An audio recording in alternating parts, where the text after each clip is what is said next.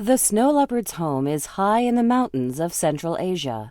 The snow leopard is an endangered animal, and it's strikingly beautiful, but because of its remote habitat, it is seldom seen by human beings.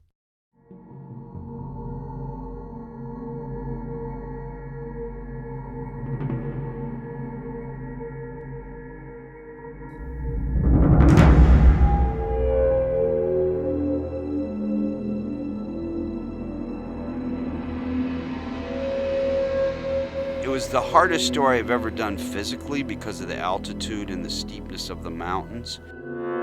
Visually, it looks like you're on the moon.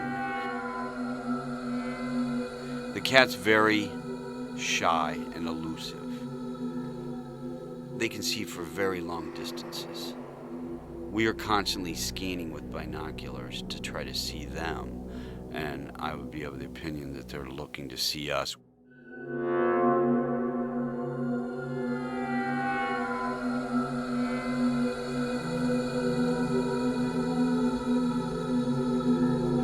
This is where we're going to start our snow leopard expedition.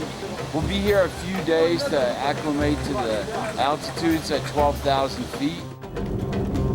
And then got the bags into where the road ends by truck and jeep.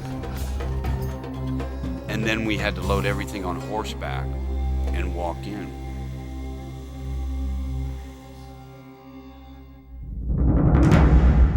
We took in 14 remote cameras and a whole camp. Tents, sleeping bags, cots, pads. We bought food from the US and then we bought some in India. At night it was 30 below zero. And I've spent my whole career working in jungles. So this was a real switch for me. We looked for locations with the help of the local people that worked with the snow leopard NGOs. They had already ID'd locations where the cat comes to mark. With this knowledge, we were able to find locations to set up cameras where we knew that cats would come to visit. Once we knew we were having success in like a specific trail, then I quote, mine that trail with remote cameras. Okay, let's put the caps on, get the rope up, we're done.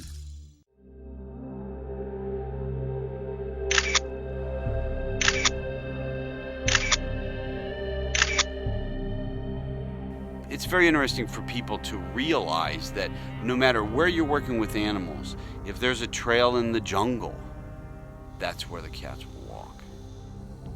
They may not hunt on that trail because they're going to hunt wherever they need to go, where the scent is for the prey.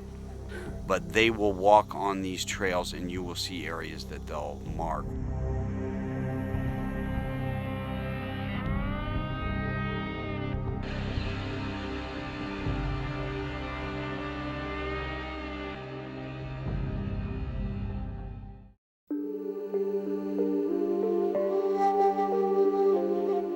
The first image is a curious cat. Behind him is the trail. He's looking up to see what the flash is. And it's just flashing him in the face. It flashed twice. He turned around and he walked away.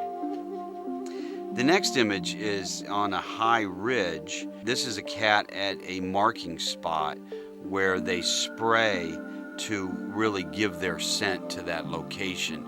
They mark to tell other snow leopards, this is my area, not yours. The next image is very important to me, and it took 5.5 months to get one picture.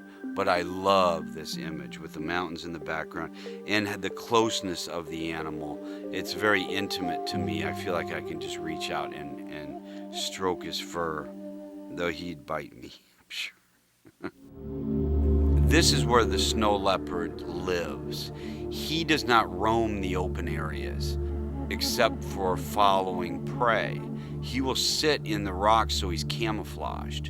And one of the reasons the snow leopard has such a long tail, which is the longest tail of any cat in the world, is that when he's on those rocky areas and the blue sheep come in to feed on the small plants that are in the rocks, he will chase them in almost vertical rock faces, and he uses the tail for balance.